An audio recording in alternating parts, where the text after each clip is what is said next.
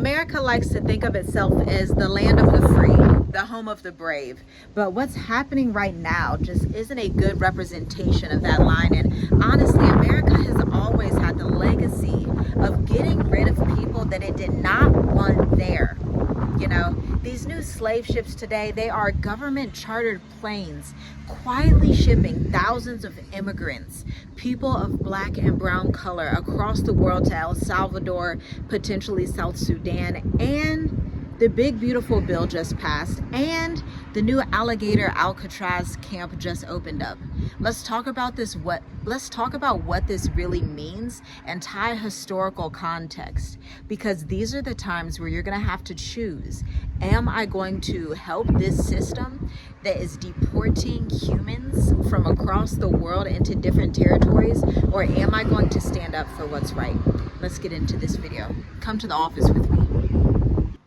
You know, this isn't the first time America has tried to deport people and send people on different modes of transportation. Let's go back in history. Zoom back with me to the 1800s.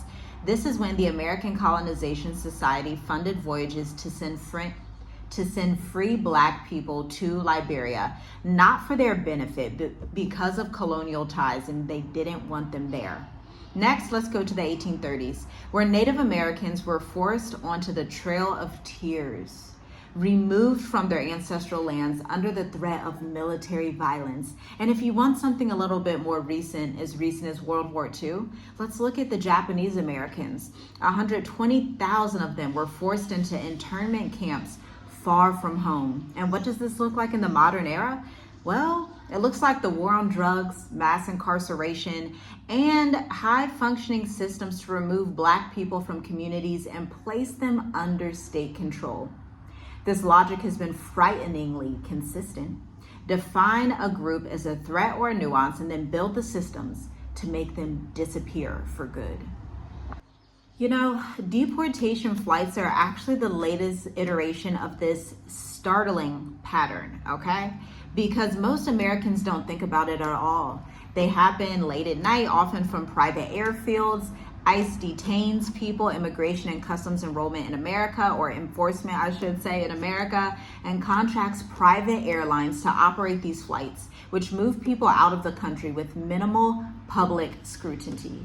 Many people on these flights have lived in the US for decades. Some have children who are US citizens, and many have ongoing legal cases or fear of returning to the countries facing violence. Yet they are loaded onto planes, packaged as sardines, shackled at the waist, wrists, and ankles, and flown out of sight, right? Out of mind and out of sight. And to top it all off, to make this worse, the next segment of this conversation, we need to take a real look at this big, beautiful bill and this new, what can I even call it? These white tents, I know you've seen them, these potential enforcement camps, detainment centers. There's one in the Everglades right now, and this administration is boasting, hey, we were able to build it in just 8 days. Hey, we have all these beds that are extremely uncomfortable, with people potentially sleeping on concrete floors, and minimal flooding. Don't worry about the flooding. You know, it's just normal to have a house that floods, especially in a detainment center. This Everglades encampment is literally in the middle of nowhere, meaning that if anybody wanted to escape, they would not be escaping anywhere. And I don't know about you, but for me, this reminds me of history class when we would go back to the enslaved days, the African Americans who were enslaved. It also reminds me of the Holocaust. It reminds me of a lot of strange events that happened in history. And my friend, I'm afraid that America has just entered an authoritarian system. Before we actually get into this new containment camp thing that they have, a bunch of white tents that allegedly cost $450 million to create over a span of 8 days, I want to invite you cordially to the State of the Diaspora 5-in-1 90-minute intensive. Now, this will be the 12th edition, but listen, just in the last few weeks, every slot has is beyond capacity, okay? So we just signed 24 new clients in 3 different cohorts of the State of the Diaspora 5-in-1 experience. This is for you. If you are an American citizen, if you are an African immigrant, if you are anybody that is located in the West and you want to learn how to move to Africa sustainably, you don't care about culture, you don't care about dancing, but what you do care about is residence, self-employed entrepreneurship, and you want a viable pathway to stay outside the West long term. If you didn't know, you're watching Journey with us. My family and I, we have been out of America for going on 5 to 6 years, okay? Like in August, we are officially going to hit year 5, and then we'll be rolling into year 6. We've given birth to children while abroad. We've sold property while abroad. We've expanded our businesses, and we have lived in Southeastern Africa with minimal issues. And the reason being is because we plan diligently. Not only that, but we have helped hundreds and thousands of expats, mainly from America, relocate to Africa and beyond. Some travel to Egypt, some travel to Turkey, some end up traveling to Thailand. But the point of the intensive is that you get the skills, the tools, and the knowledge that you need to leave America behind for good, should you choose to do so. Now, here's the thing. There are only 8 spaces available. We like to do this because we want it to be an incubated intensive cohort session. We know you don't want to feel like you're being talked at. You want to make friends. You want to make connections. Maybe some of you are in Virginia. Maybe some of you are in California. We're in Mauritius, Africa. Maybe some of you plan on going to Senegal. Maybe you're thinking about traveling the Mediterranean. This is your time to not only get access to our 42-page curriculum, but also to network with a global diaspora expat community, okay, of 8 other people in your same situation. Should we see you in the intensive? It's up to you. Let us know. Tickets are $100. We cannot wait to see you there. Now, Alligator Alcatraz is the new term that is coined for these new, I gotta use the right language here, camps with white tents and beds that are designated for immigrants right now. I say right now because it can easily move on and say, oh, well, you're African American, you looked Haitian or you looked Nigerian, we didn't mean to put you here. Show us your passport paperwork. Show us your identity registration. You know, I saw this horrible video, that on the highways now, the highways as I remember them when I lived in America in 2020, it would just say like, you know, if there was some type of traffic jam or something like that, you have like the cars that have the big like electrical billboards that will warn you of a traffic jam or whatever that's happening. But I saw one that said ID required. And I'm just like, this is so dystopian. This is so weird. I'm so thankful that I left America years ago, but I'm also worried for you. I'm worried for those of you who are brown and black in America, whether you are a U.S. citizen, whether your ancestors were there hundreds of years or not, because at the end of the day, we look African. At the end of the day, we look Haitian. At the end of the day, the African diaspora looks so similar. And so it's not too far of a stretch to suppose that they would try to detain some of our community. And we also should care about our African diaspora counterparts, the Haitians, our Nigerian family, our Ghanaian family, our Somali and Ethiopian family. I know in Columbus, Ohio, there's a large portion of Somalians and Ethiopians that actually live in Columbus. All of these people are now in danger, not just of being deported, but being deported to somewhere like El Salvador or South Sudan, where there's a huge war going on. Like, do you understand how insane this sounds that we are speaking about America? Not only that, but the justice that is the Supreme Court in the White House, she is an African-American woman. She wrote a 9-page document warning Black Americans that they are now under an authoritarian government. You know, I don't know how many different ways that we can say it, but we will continue to sound the alarm. You want to leave the West. You want to leave the West as soon as possible. President Donald Trump even jokingly said, you know, you want to leave while you can. And he's teasing it, but he's essentially giving you this grace period of, hey, if you want to get up and go, then now's the time to go before everything changes even further. And remember, we're only 6 months into this presidency. So what do we think it's going to look like in another 6 to 12 months? What do we think this looks like in another 2 to 3 years? You are looking at totalitarian America, something we never thought would ever happen in our wildest dreams, literally straight from the Sci-Fi Channel. But it's America. Now, I took some time to draw some historical parallels between what's happening right now with the white tents and cement floors in the Everglades in Florida. And, I wanted to compare it to a few things in history. Number one, slave pens and barracoons.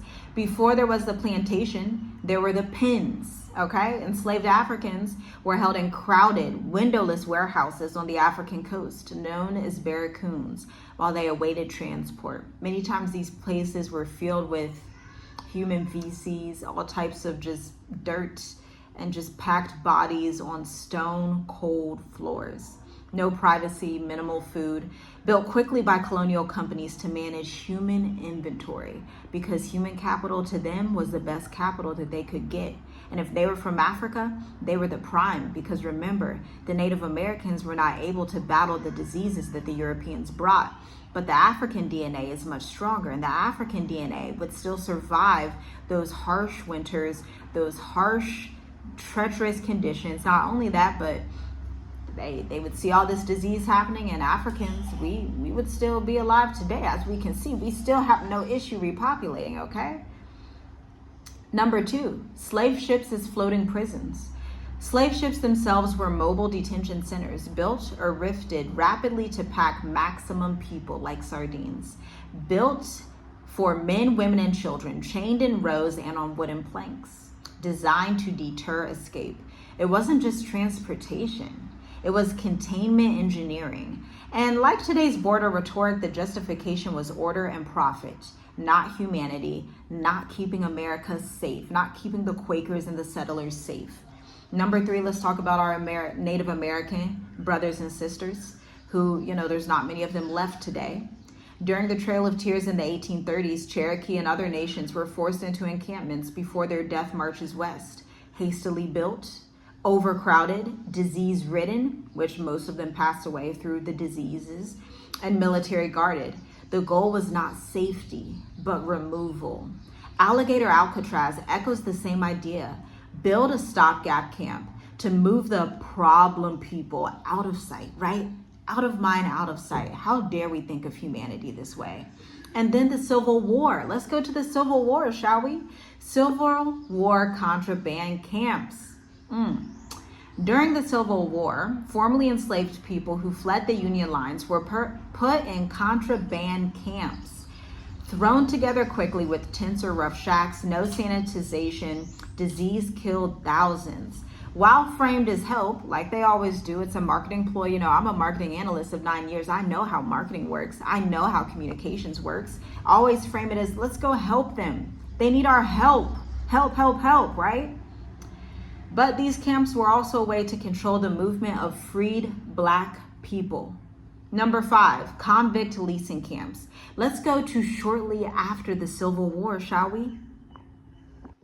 After the Civil War, Southern states criminalized Black freedom with Black codes. Sound familiar? Thousands of arrests for vagrancy or minor infractions, leased to companies for profits, housed in temporary shanties, tents, or on open ground. These sites were intentionally harsh to deter crime, just as today's migrant camps are made miserable to deter border crossings. Number six, Jim Crow chain gangs. Into the 20th century, states used chain gangs to maintain racial order. Prisoners slept in tents or open cages along roadsides, guards with rifles and dogs. Work was punishment and spectacle. Shout out to the Constitution of America, where you can technically still be a slave if you are incarcerated. Sound familiar?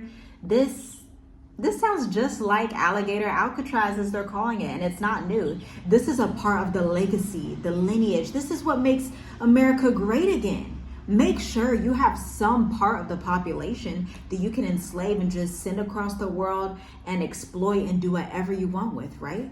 That's making America great. Let's go to the Japanese. After World War III, good deliverance, y'all. I'm in the future. After World War II, over 120,000 Japanese Americans were forced into camps. They were rapidly constructed barracks and tents, remote locations designed for isolation and justified as national security. Remember, it sounds real similar to today. It doesn't matter that they were citizens. Today, migrants are dehumanized the same way, framed as an existential threat. That is America's propaganda playbook. Tell you that somebody is an existential threat just by being a human that, by the way, they let in the first place. Whew, it's getting heavy, y'all. Let's continue. The tent cities of Joe Arpaio. In the 1990s and 2000s, Arizona Sheriff Joe Arpaio built outdoor jails in 100-degree heat. They were military tents on bare dirt, minimal bedding, and publicly celebrated as tough on crime, right? Migrants held there included people charged only with crossing the border. This idea, detention as punishment and deterrence, isn't new. And the last one, family separation and child cages, 2018. Now, obviously in the history books, the time we're in right now with the new Alligator Alcatraz is going to go down in history. Is the time when America just further celebrated its legacy of this horrible disdain for humanity, to be quite honest, okay? Because in 2018, Americans saw chain link enclosures holding migrant children, thin mats on concrete like Alligator Alcatraz, Mylar blankets, and lights on 24/7. These facilities were not accidental. They were designated for fear and to deter. Alligator Alcatraz updates the aesthetic from chain link cages to white tents, but not the philosophy. And let's talk about why this matters. Critics may say it's not the same. This is different. We're protecting the border. Of course, it's different in details, but the pattern itself is pretty constant. Define a population as dangerous, build infrastructure to contain them, strip away dignity and comfort, justify it as security, law, order, and even benevolence, goodwill. This is the logic of racialized social control. It's the beating heart of American history. Built in 8 days is not a triumph. When officials brag about building Alligator Alcatraz in just 8 days, they don't realize they're revealing the truth. America always finds resources for incarceration, always finds urgency for policing, always innovates quickly to contain. Imagine if we were responding with equal urgency to sheltering the unhoused, to processing asylum claims fairly, to welcoming human beings with compassion. Black American history isn't a side note either. It's the instruction manual. Black history teaches us exactly how the system works. It shows us how they expand to become permanent and can be used on Black Americans themselves. It shows how they target new groups that are now normalized. It shows how they enrich corporations and politicians. It shows how they survive by shifting their public rationale because slavery ended, but convict leasing replaced it. Remember Jim Crow? It fell, but mass incarceration rise. Remember the school to jail pipeline? Chain gangs ended, but immigration detention centers exploded. Alligator Alcatraz is not an aberration. It is an inheritance for America. Because the truth is simple. This is what we must do. We can't just refuse to look away. Refuse to believe security always justifies cruelty. We need to support legal aid. We need to support journalists and watchdogs. Like this channel if you're still listening. Like, share, comment, and subscribe. We need to get this out there.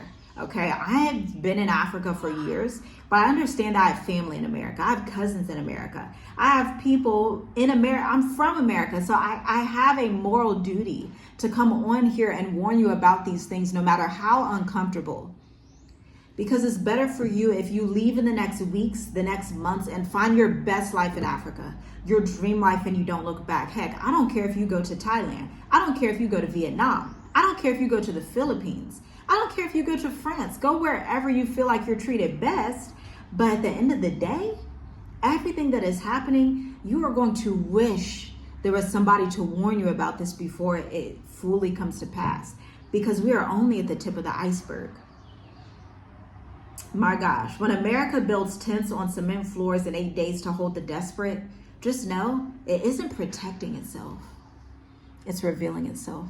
Shalom, shalom. I'll see you in the next video. Stay safe, stay blessed, and start thinking critically. Pray that the Most High would release the scales off your eyes, and through the blood of Yahusha, he would show you how to move in these times. Shalom, shalom.